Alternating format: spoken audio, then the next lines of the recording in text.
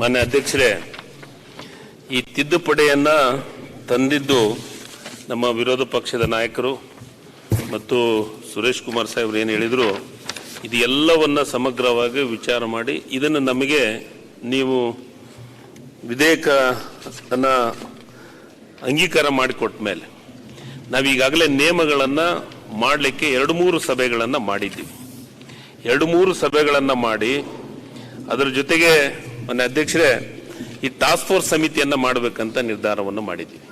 Task force ಸಮಿತಿಗಳನ್ನು ಮಾಡ್ತೀವಿ ಮತ್ತು ಅದರ ಜೊತೆಗೆ ನಮ್ಮ ವಿರೋಧ ಪಕ್ಷದ ನಾಯಕರು ಹೇಳಿದಂಗೆ ಈ ಎನ್ಫೋರ್ಸ್ಮೆಂಟ್ ವಿಂಗ್ ಅನ್ನು ಮಾಡ್ತಾ ಇದ್ದೀವಿ. ಎನ್ಫೋರ್ಸ್ಮೆಂಟ್ ವಿಂಗ್, ಆ ವಿಂಗ್ ಅನ್ನು ಮಾಡಿ ಅದರ ಜೊತೆಗೆ ನಮ್ಮ ಕನ್ನಡ ಸಂಸ್ಕೃತಿ ಇಲಾಖೆಯ ಅಧಿಕಾರಿಗಳ ಜೊತೆಗೆ ಪೊಲೀಸ್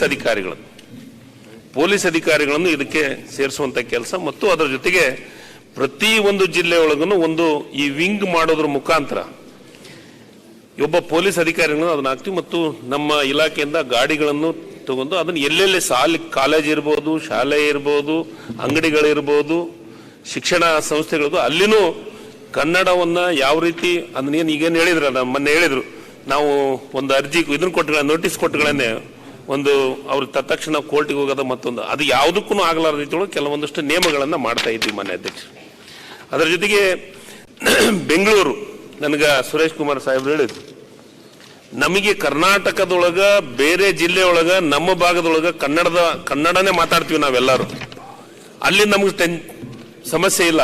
ಬೆಂಗಳೂರದೇ ಮೊದಲ ಸಮಸ್ಯೆ, ಬೆಂಗಳೂರೊಳಗನೆ ಕನ್ನಡವನ್ನ ಹುಡುಕಾಡಂತ ಪರಿಸ್ಥಿತಿ ನಿರ್ಮಾಣ ಆಗ್ತಾ ಇದೆ.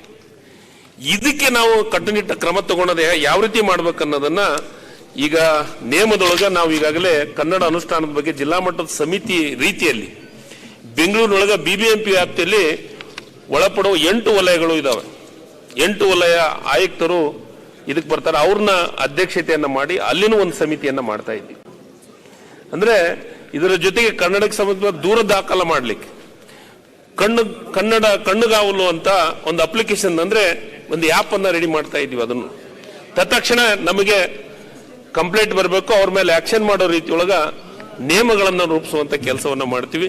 ಮಾನ್ಯ ಅಧ್ಯಕ್ಷರೇ, ಅವ್ರೇನು ಎಲ್ಲರ ಈ ಅದು ಇದ್ರದ್ದು ಆಸೆ ಇದೆ, ಈ ಆಸೆಯನ್ನು ಇಡಲಿಕ್ಕೆ ಯಾವ ರೀತಿ ತಮಿಳುನಾಡು ಅವಕಾಶಗಳನ್ನು ಕೊಡ್ತಾರೆ ಅನ್ನೋದ್ರ ಅದನ್ನ ನಾವು ಈ ರಾಜ್ಯದೊಳಗೂ ಕನ್ನಡದ ಬಗ್ಗೆ ಹೆಚ್ಚು 2 ಸಲಹೆ ಕೊಟ್ಟಿದ್ದಾರೆ. ಏನ್ ಹೇಳ್ತೀರಿ?